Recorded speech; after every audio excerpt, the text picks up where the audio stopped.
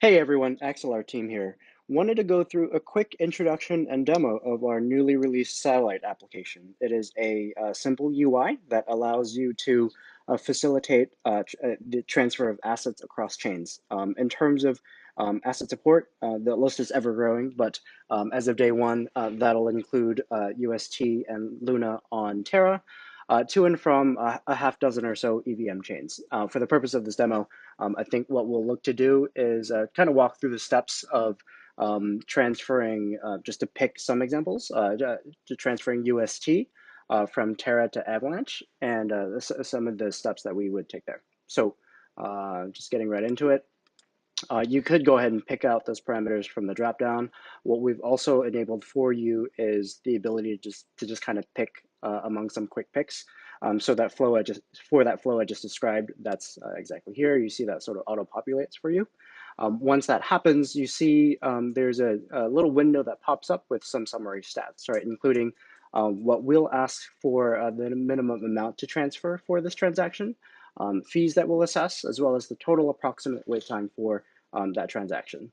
Kind of finally, for this destination address, we give you the option of auto-populating that from your wallet. In this case, it would be a connected MetaMask wallet. You certainly don't have to do that, but for this case, I will.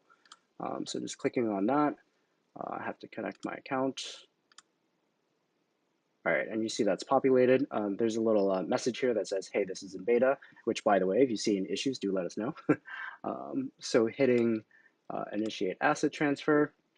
What happens in this case is our network generates a one-time deposit address. And in this case, because we're going from Terra to another chain, the deposit address in question is indeed an Axelar address. And in order to make that deposit from into this Axelar address from Terra, you would have to do an IBC transfer. And to do that, you could either just kind of copy this address and go to your wallet and make that IBC transfer deposit there. That's certainly fine. We've alternatively kind of enabled IBC transfers from within this app directly through the Kepler wallet. So go ahead and connecting that. That's what I'm going to do. You're going to see some pop-ups about adding this chain and having this app support that wallet. So you see here I have roughly 29 bucks of USTs. So let's go ahead and transfer 20 over to Avalanche. Once you hit that, you're going to see another pop-up from Kepler kind of confirming the details of your transaction. So hitting approve.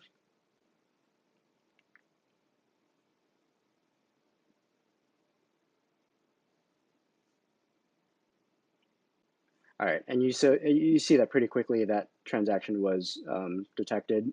We give you a link to Terra's Block Explorer where we can view the details of it. Going through this, terms largely look okay. You see the deposit address in question here. So going back to my UI, and already coming back to my UI, you see that the Axelar network has confirmed your deposit, and we represent that we're going to broadcast that to Avalanche within the next couple of minutes of that having happened. The final step here is is our detection of the transaction on the destination chain. Once you kind of hit step 4, you'll see that we'll just like you saw us link you to the Block Explorer on Terra, we'll link you to the Block Explorer on Avalanche in this case as well. You could wait for that to happen. You certainly don't have to, but it sort of is nice to be able to link that up. While we wait for that, just to go over some support options in case issues do arise, there's this support link down here. For every transaction that you initiate through our application, there's a uniquely generated trace ID and deposit address. So if you do reach out to us in this case, we set up a Discord support channel. The support channel being Satellite Bridge support. If you do reach out to us, we just sort of ask that you reference these parameters because this would help us in case any issues do come up with debugging. Other helpful links, you see this transaction did complete. So just going here to view it on Snowtrace, you could just kind of confirm the details on that screen. One of the things that you may want to do is if you're transferring to an Avalanche chain and you want to see it in your MetaMask wallet, you're going to want to make sure that you have the relevant token contract for, in this case, USTs on Avalanche. We actually provided a link for what the list of those token contracts look like here. And I've already added it to my MetaMask wallet, but in case you have not, we're looking for USTs on Avalanche, so it'd be this guy here. In terms of other helpful links, so the Discord we talked about, the instructional video, it's a link to this video, and we'll have a Medium guide as well with some screenshots and kind of step-by-step directions of exactly what we just kind of talked about. So I think that's it. We could, at this stage, go in the opposite flow. I don't think we necessarily have to, but just maybe it'd be worth kind of going through some differences there when you're going from an EVM chain back. So kind of like before, you can auto-populate the destination address. Here, this is just my Terra address from my Kepler wallet.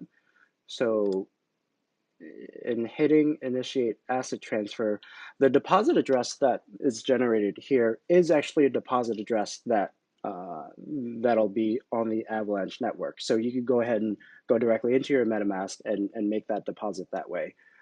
We will also sort of enable you to do that through this app as well, through the satellite app that is, by connecting your MetaMask. And you see here that my balance has the 20 USTs, and you can go, I'm not actually going to go and do this, but